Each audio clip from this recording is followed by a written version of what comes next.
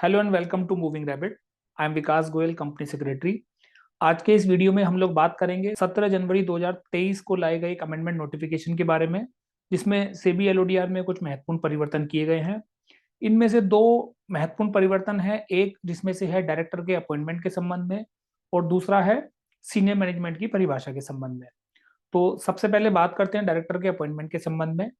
आप सबको याद होगा कि 2021 में सेबी एक अमेंडमेंट लेकर आया था सेबी एलओडीआर में, जिसमें यह प्रेस्क्राइब किया गया था कि डायरेक्टर का अपॉइंटमेंट जनरल मीटिंग में 3 महीने के अंदर अप्रूव कराना है। कहने का मतलब है कि शेयर होल्डर से उसका अप्रूवल 3 महीने के अंदर होना था और वो प्रावधान इफेक्टिव था 1 जनवरी 2022 से। आपने नोट किया होगा कि उस प्रावधान के आने के बाद बहुत सारी कंपनियां जिनके यहाँ डायरेक्टर अपॉइंट हो रहे थे वो सारी कंपनियां अपने शेयर होल्डर की अप्रूवल ले रहे थे, या तो पोस्टल बैलेट के द्वारा या जनरल मीटिंग के द्वारा।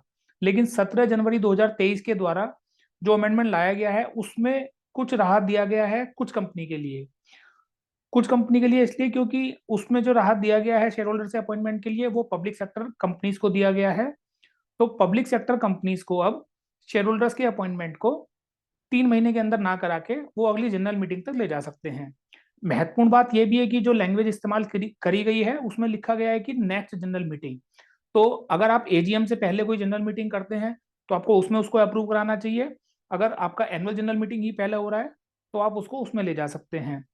दूसरा एक छोटा सा प्रावधान ये ऐड किया है कि 17(1)(c) जो रेगुलेशन है सेबी एलओडीआर का, उसमें पहले बात करते थे डायरेक्टर के अपॉइंटमेंट के बारे में। तो इन अमेंडमेंट रेगुलेशन के द्वारा उसमें अपॉइंटमेंट के साथ साथ रीअपॉइंटमेंट वर्ड को भी ऐड कर दिया गया है। हमारा मानना है कि ये क्लैरिटी पर्पज से ऐसा किया गया है ताकि कोई कंफ्यूजन ना हो। तो कहने का मतलब ये है कि डायरेक्टर का अपॉइंटमेंट या रीअपॉइंटमेंट को अगर बोर्ड ने अप्रूव कर दिया है तो शेयर होल्डर से उसको 3 महीने के अंदर कराना है। लेकिन इस सेक्शन से छूट दे दी गई है पब्लिक सेक्टर कंपनीज को। अब मजे की बात यह है कि पब्लिक सेक्टर कंपनी को ना तो सेबी एलओडीआर में डिफाइन किया गया है ना कंपनीज एक्ट में। तो देखने वाली बात ये होगी कि हम इसको कैसे इंटरप्रेट करते हैं कि ये प्रावधान या ये एग्जाम्पशन किन कंपनीज पर लागू है।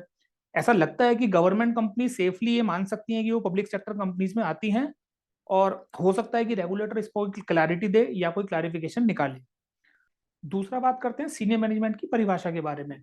सेबी एलओडीआर में जो सीनियर मैनेजमेंट का डेफिनेशन था और सेक्शन 178 ऑफ कंपनीज एक्ट में जो सीनियर मैनेजमेंट का डेफिनेशन था, उन दोनों में थोड़ा सा परिवर्तन होता था।